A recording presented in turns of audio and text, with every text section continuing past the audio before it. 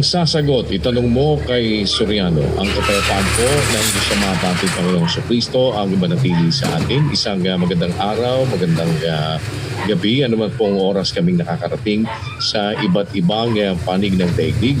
At ngayon po ay nagpapasalamat tayo sa Panginoon kasama ng ating mga kapatid sa Church of God International sa isang mabuting pagkakataon na mayroon tayong muli upang ngayon po ay makapagsagawa tayo ng ating ang dating daan Worldwide Bible Exposition. Kasama po natin ang kapatid na Eli Soriano. Kapatid na Eli, magandang araw po sa inyo.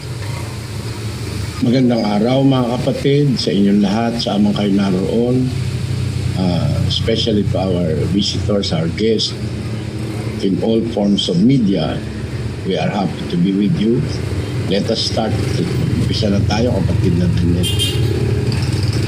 Opo, kapatid na Eli, at puntahan po natin ngayon itong ilan po nating mga kababayan na ibig makipag-ugnay sa atin. Si kapatid na Gemma Fidelino, isang 45 years old po mula sa Pureza, Manila. Iglesia ni Cristo po ito, ni Manalo. Magandang gabi po sa inyo, kapatid na Gemma. Tuloy po kayo, kapatid na Gemma, please. Magandang gabi po sa inyo. Apo. Magandang gabi po at salamat sa pagkakataong ito. Ako po ang napili. Malaking karangalan po ito sa akin. Ang itatanong ko lamang po kay Brother Eli ay ganito po. 2 katanungan lang po ito. Ano po ba ang karampatang pagsamba ayon sa Biblia? At pangalawang tanong ko po, kung hindi po tumatahan ang Diyos sa kapilya, bakit po niya ipinagpautos na pumunta o magpatayo para doon po siya luwalhatiin? At nakalagay po sa Hagay 1:6. Maraming salamat kapatid na Gemma. Unang-una dapat nating maintindihan, nung magtayo si Solomon, ang original kasi yung itinayo ni Solomon, more or less mga 400 o mahigit 400 taon pagka-alis nila sa Ehipto. Ang unang nagtayo, bagaman si David na kanyang ama, mayroon ng plano magtayo ng parang templo o bahay ng Panginoon. Natupad lang ito noong panahon ng kanyang anak na si Solomon. More or less 400 years o more than 400 years.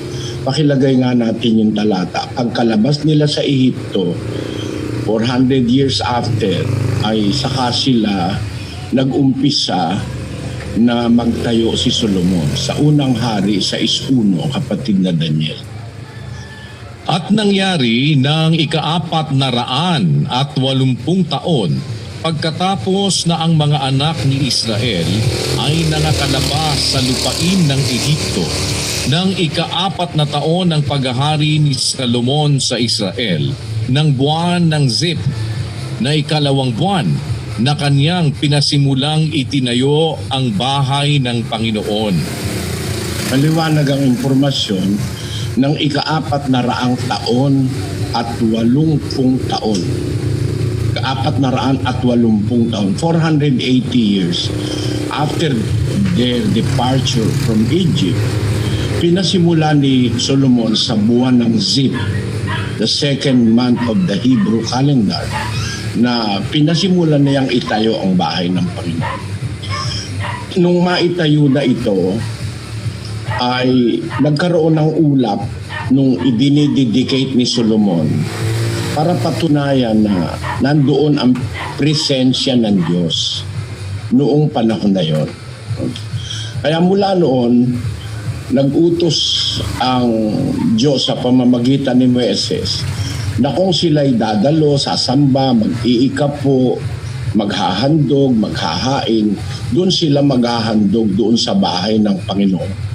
Sa Deuteronomio 12:6, Ay, inaano ko na lang po ito, shortcut ko kapatid na Gemma, no? Kasi para lang maintindihan ninyo ang umpisa. Sa 12:5 ng Deuteronomy, kundi sa dakong pipiliin ng Panginoon ninyong Diyos sa lahat ng inyong mga lipi na paglalagyan ng kanyang pangalan. Sa makatwid bagay sa kanyang tahanan ay inyong hahanapin at doon kayo paroroon. At doon ninyo dadalhin ang inyong mga handog na susunugin at ang inyong mga hain at ang inyong mga ikasampung bahagi at ang handog na itataas ng inyong kamay at ang inyong mga panata at ang inyong mga kusang handog at ang mga panganay sa inyong mga bakahan at sa inyong mga kawan. At doon kayo kakain sa harap ng Panginoon ninyong Diyos at kayo'y mga gagalak sa lahat na kalagyan ng inyong kamay. Kayo at ang inyong mga sangbahayan kung saan ka pinagpala ng Panginoon mong Diyos. ayan, yan ang batas kapatid. Yung dakong pinili ng Diyos kung saan ilalagay ang kanyang pangalan, yung kanyang templo o tahanan, sabi ng salita, doon kayo pupunta, doon kayo magdadala ng ikapo, doon kayo magkakatipon, doon kayo maghahain, ang mga panata nyo, doon nyo dadalhin, etc. Sa madalit sabi, ito'y ang lugar ng Jerusalem. Kasi sa Jerusalem itinayo ni Solomon yung templo ng Panginoon. Maski pagka nananalangin sila, no, kung halimbawa nasa iba silang lugar, pag mananalangin sila, doon sila haharap sa direksyon ng templo. Kaya lang merong problema ron kasi merong mga lugar na malayo sa Jerusalem, sakop pa rin ng Israel. Kaya pagka magdadala sila ng ikapo, ang ikapo nila gulay. Halimbawa, ang gulay 2 araw nasisira na kuminsan. Mag-iikapo sila halimbawa ng mga madaling masirang pagkain, bawa isda, masisira. Kaya ang sabi ng Diyos, yung ikapo nyo, gagawin ninyo, sasalapiin ninyo, inyong bebenta, dadalhin nila ang salapi, pupunta sila sa Jerusalem. Hindi masisira yung salapi, no? Basahin natin ang 14:24. At kung ang daan ay totoong mahaba sa ganang iyo, na anupat hindi mo madadala, sapagkat totoong malayo sa iyo ang dako na pipiliin ng Panginoon mong Diyos na paglalagyan ng kaniyang pangalan, pagka ikaw ay pagpapalain ng Panginoon mong Diyos, ay iyong ngang sasalapiin at iyong itatali ang salapi sa iyong kamay at paroroon ka sa dakong pipiliin ng Panginoon mong Diyos. Ayon, gagawin mo pagka malayo ka, halimbawa nandun ka sa isang estado ng Israel na napakalayo sa Jerusalem, yung inani mong ikapo, mga gulay, mga kung ano-ano, dadalhin mo doon. Halimbawa, yung mga baka mo, nakakuha ka ng 100 galon ng gatas, yung ikapo nun dapat mong ibigay sa saserdote. Gagawin mo, masisira, sasalapiin mo, ibig sabihin ibebenta mo para makarating ka sa Jerusalem. Yun ang paraan ng araw, kapatid. No?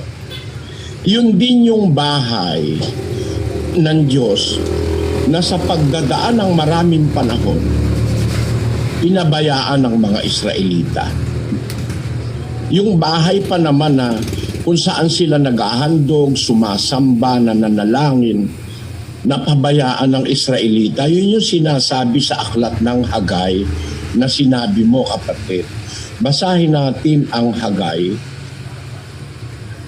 Kapitulo 1, versikulo 4. Panahon baga sa inyo na tumahan sa inyong mga nakikisamihang bahay, samantalang ang bahay na ito ay namamalaging wasak.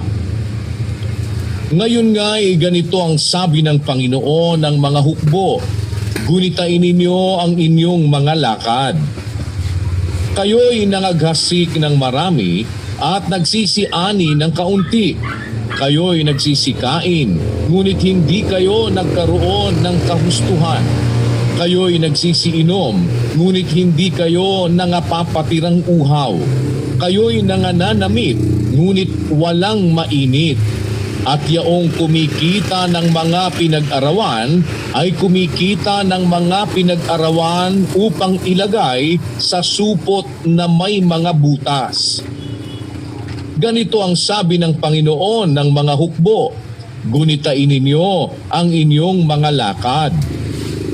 Magsiahon kayo sa bundok at magdala ng kahoy at magtayo kayo ng bahay at aking kalulugdan at ako'y luluwalhati, sabi ng Panginoon. Kayo'y nangaghintay ng marami at narito ang dumating ay kaunti at nang inyong dalhin sa bahay, aking hinipan. Bakit? Sabi ng Panginoon ng mga hukbo, dahil sa ang aking bahay ay nahahandusay na wasak, samantalang tumatakbo bawat isa sa inyo sa kani-kaniyang sariling bahay. Yan yung kumbaga hinanakit ng Panginoon sa mga Israelita. Yung bahay pa naman na pinagdadausan nila ng kanilang paglilingkod sa Diyos, na dumating ang panahon, pinabayaan na wasak. Sila nakatahan sa may kisaming bahay, pero yung bahay na ukol sa Diyos, para rin lang yan ng mga ibang Katoliko. Ibang Katoliko ang gaganda ng bahay, yung kanilang kapilya para maipatayo, panghihingi pa magpapabingo pa. Yun. Pero alam mo kapatid na Gemma, dumating ang panahon, yung bahay na yon sa Israel, bahay ng Diyos, templo ng Diyos, ay hinulaan ng Panginoon na mawawasak yon. Mawawasak yon. Sinabi doon sa aklat ng Mateo, sa Kapitulo 24, gusto ko lang kasi buuin sana maunawaan ng ibang nakikinig. Sa 24:15 ng Mateo, ito nakasulat. Kaya nga, pagkakita ninyo ng kasuklam-suklam na pagkasira na sinalita sa pamamagitan ng propeta Daniel na natatayo sa dakong banal, unawain ng bumabasa. Merong sinabi ang Panginoong Hesus na kasuklam-suklam na pagkasira. Parang abominable desolation, sabi sa English. Na ito sinabi ni Propeta Daniel, natatayo sa dakong banal. Ang dakong banal, yun nga yung templo. Unawain ang wika ng bumabasa, sabi ng Panginoon Kristo. Ano yung kasuklam-suklam na pagkasirang natatayo sa dakong banal na hinuhulaan ni Propeta Daniel? Yan po yung pagkawasak ng templo, yung pagkawasak ng dakong banal sa Jerusalem. Kaya makikita natin ito isang bagay na hindi permanente kasi literal yan Literal yan Pinagpauna nga ni Kristo na yan ay mawawasak. At pagka nawasak, walang batong maiiwan sa ibabaw ng kapwa bato na hindi mababagsak. Sa 24:1 at 2. At lumabas si Jesus sa templo at payaon sa kaniyang lakad. At nagsilapit sa kaniya ang kaniyang mga alagad upang sa kaniya'y ipamalas ang mga gusali ng templo. Datapwat siya'y sumagot at sa kanila'y sinabi, hindi ba ganinyo nangakikita ang lahat ng mga bagay na ito? Katotohanang sinasabi ko sa inyo, dito'y walang maiiwang isang bato sa ibabaw ng ibang bato na hindi ibabagsak. Ayun, ipinipredict niya ang pagkawasak ng templo gaya nung sinasabi ni Propeta Daniel sa kanyang hula. Kaya sabi niya, unawain ng bumabasa, masisira pala yung templo na yun. Ngayon,